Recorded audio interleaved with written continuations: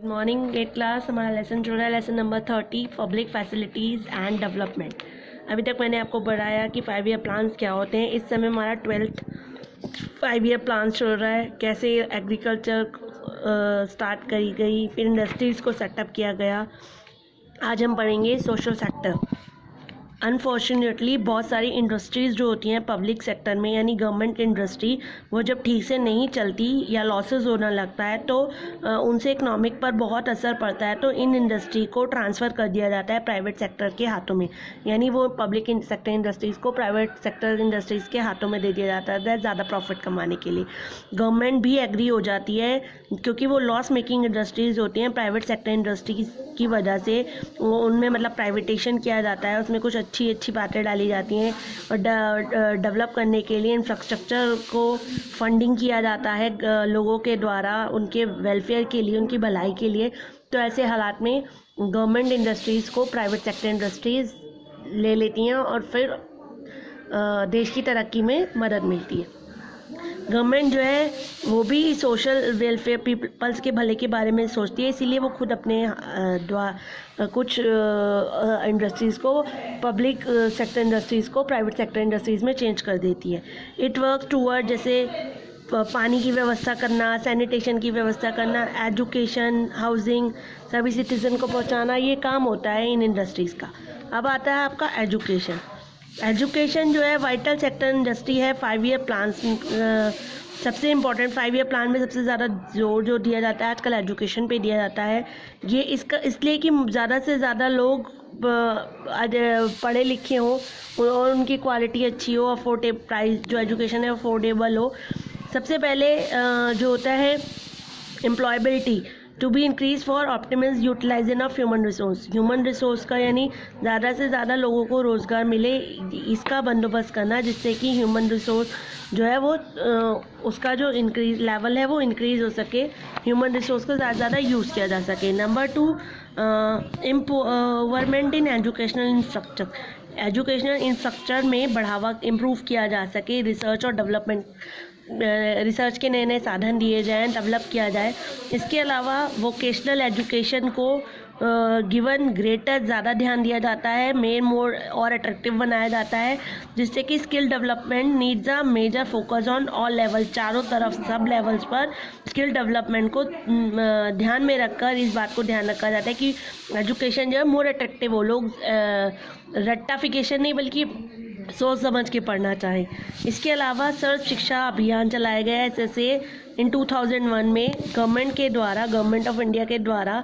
इस प्रोग्राम में मेन कारण इनका अचीव करना है UEE, यानी यूनिवर्सलाइजेशन ऑफ एलिमेंट्री एजुकेशन, यानी सभी लोगों को ज़्यादा से ज़्यादा पढ़ने का मौका मिले। इसमें 86 कॉन्स्टिट्यूशन में अमेंडमेंट किया गया है, जिसके अंतर्गत फ्री और कंपलसरी एजुकेशन दी गई है सिटीज़न को, यानी 6 ईयर से 14 ईयर तक के हर बच्चे को ये फंडामेंटल राइट है कि वो एजुकेशन ले सके।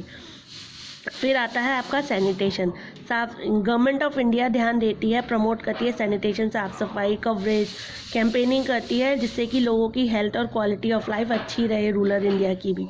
इसके अलावा आपको मालूम होगा GOI ने लॉन्च किया है अवार्ड बेस्ड इंसेंटिव स्कीम्स, जिसमें ओपन डिफेक्शन फ्री ग्राम पंचायत में लागू किया गया है, जैसे कि क्या कहते हैं टॉयलेट्स बनवाए गए हैं जगह जगह जो रूरल एरिया होते थे, जिससे कि हेल्थ साफ़ सुथरा रहे, आसपास लोग बीमार ना हो। ब्लॉक, डिस्ट्रिक्ट और स्टेट ने इसको कहा है निर्मल ग्राम पुरस्कार NGP 2002 में, जिसमें अर्बन एरियाज़ में भी रिसाइकल और रीयूज़ किया जाता है सीवेज को और एनकरेज किया जाता है कूड़े करकट को साफ़ सफाई का ध्यान रखने का काम गवर्नमेंट का होता है। अब आता है हेल्थ जो है वो हमारी बेसिक नीड है। बहुत सारे स्टेप्स उठाए गए हैं जब बीमार हो जाता है, प्रिवेंशन रोकने के लिए इंडिया में उनको अच्छी ट्रीटमेंट दी जाती है, सुटेबल स्टेप्स उठाए जाते हैं, मेडिकल स्कूल्स खोले गए हैं, मेडिकल फैसिलिटीज़ को बढ़ावा दिया गया है, मेडिकल एजुकेशन को, research centre, development of medical से संबंधित उन्हें सामान दिया जाता है, प्राइमरी हेल्थ सेंटर्स बनवाए गए हैं, हॉस्पिटल बनवाए गए हैं different part of the country में, जिससे कि लोगों को ज़्यादा से ज़्यादा हेल्थ की उनका ख्याल रखा जा सके। नेशनल रूरल हेल्थ मिशन एक इनिशिएटिव मतलब गवर्नमेंट ऑफ इंडिया ने इनिशिएटिव स्टार्ट किया है एड्रेस करने के लिए health needs of rural area के लोगों की हेल्थ को ठीक करने के लिए। इट वॉज स्टार्टेड इन 2005, इसको स्टार्ट किया गया है 2005 में।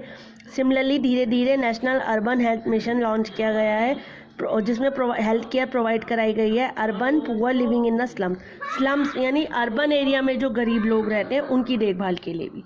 Employment, national rural employment guarantee scheme 2006 में गारंटी की गई है कि 100 डेज़ के अंदर एम्प्लॉयमेंट लोगों को रोजगार मिलेगा in a financial year to any rural household whose adult member are willing to do unskilled manual way. यानी 2006 में national rural employment guarantee scheme चलाई गई जिसके अंतर्गत गाँव के जो लोग हैं जो अनस्किल हैं, उनको काम मतलब पढ़े लिखे नहीं हैं, एडल्ट हैं, उनको काम दिया जाएगा। इसके अलावा इंपॉर्टेंट स्टेप है ये कि realisation of the right to work, उनको वर्क का अधिकार तो है ही बल्कि उनको नौकरी दिलवाने में मदद करेगी सरकार। फिर है हाउसिंग, जो बेसिक सर्विस है अर्बन पुअर की प्रोग्राम सर्टेनली स्पॉन्सर किया गया है स्कीम्स के अंतर्गत जो सब ऑप्टिमल लिविंग कंडीशन है, यानी जो अर्बन्स में पुअर रहते हैं 54 मिशन सिटीज़ हैं, यानी वो सिटीज़ जहाँ पर बहुत सारे गरीब स्लम्स लोग रहते हैं उन लोगों को हाउस प्रोवाइड कराया जाएगा। इंटीग्रेटेड हाउसिंग और स्लम डेवलपमेंट प्रोग्राम इंट्रोड्यूस किया गया है जिसके अंतर्गत इसका एम है कि उनको facility, basic service, other civics amenities urban poors को प्रोवाइड कराई जाएंगी। इसके अलावा जो रूरल एरियाज़ हैं, हाउसिंग है, जैसे इंदिरा आवास योजना लॉन्च की गई है रूरल एरिया में कि उन लोगों को भी घरों की व्यवस्था कराई जाएगी। अब है rural development. Bharat Nirman is a business plan. Bharat Nirman एक बिजनेस प्लान है रूरल इंफ्रास्ट्रक्चर में जिसको इम्प्लीमेंट स्टार्ट किया है गवर्नमेंट ऑफ इंडिया ने प्रोवाइड कराने के लिए कि रूरल एरिया में जो बेसिक आवश्यकताएं हैं उनको पूरा कर सके। इनके मेन ऑब्जेक्टिव क्या है इस प्लान का? सबसे पहले कि रूरल एरिया में 40% लोगों तक टेलीकम्युनिकेशन की फैसिलिटी अवेलेबल कराई जाएगी। इसके अलावा ये जो ऑल वेदर रोड्स हैं यानी उनको कंस्ट्रक्ट कराया जाएगा having minimum population of 500 to 50 in case of hilly area और ट्राइबल एरियाज़ में उनको वेदर रिपोर्ट्स या रोड्स संबंधित जानकारी दी जाएगी, उनको कनेक्ट किया जाएगा। इसके अलावा ये प्लान का एम है एवरी विलेज तक इलेक्ट्रिसिटी प्लान है कि इलेक्ट्रिसिटी प्रोवाइड कराई जाएगी। और दूसरा प्लान है एम टू प्रोवाइड इनको एडिशनल करोड़ हेक्टर मतलब इरीगेटेड लैंड में एरिया मिलेगा, फर्टिलाइजर्स मिलेंगे, सीड्स मिलेंगे।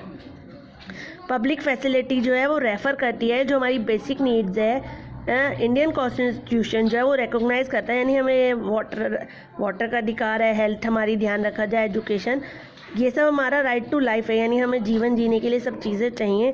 तो मेजर रोल जो है वो गवर्नमेंट को है कि हमारी जो बेसिक फैसिलिटीज़ है वो हमें एवरीवन, हर किसी को, हर व्यक्ति को तक पहुंचाने का ये काम है हमारी गवर्नमेंट का।